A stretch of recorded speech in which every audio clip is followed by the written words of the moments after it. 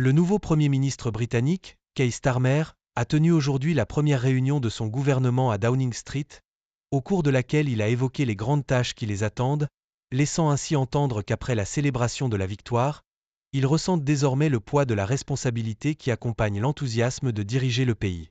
Sun A Keep comprend Rachel Reeves comme chancelier.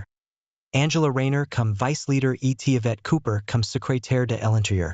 Rishi Sunak, quant à lui, a déclaré qu'il resterait à la tête des conservateurs pour le moment, jusqu'à ce que les plans pour l'élection de son successeur soient définis. Starmer s'est engagé à travailler pour changer la situation du pays, mais cela, comme il l'a lui-même souligné, nécessitera de l'engagement et du temps. La large victoire du Parti travailliste aux élections parlementaires de jeudi a mis fin à 14 années de gouvernement souvent tumultueux des conservateurs. Mon gouvernement se battra chaque jour jusqu'à ce que vous ayez de nouveau confiance.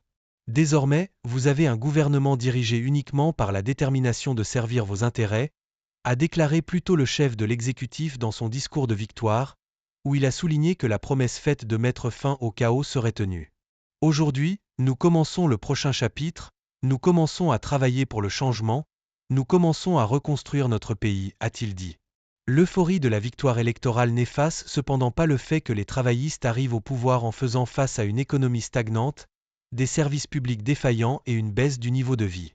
Tous ces facteurs ont joué un rôle dans la chute des conservateurs, qui ont été sanctionnés par les électeurs en raison du coût élevé de la vie, ainsi que des années d'instabilité et de luttes internes, qui ont conduit à 5 premiers ministres différents en fonction depuis le vote pour la sortie de la Grande-Bretagne de l'UE en 2016.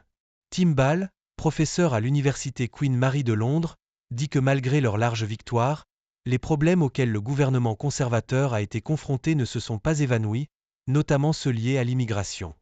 Les travaillistes devront trouver des solutions pour les petites embarcations qui traversent la Manche.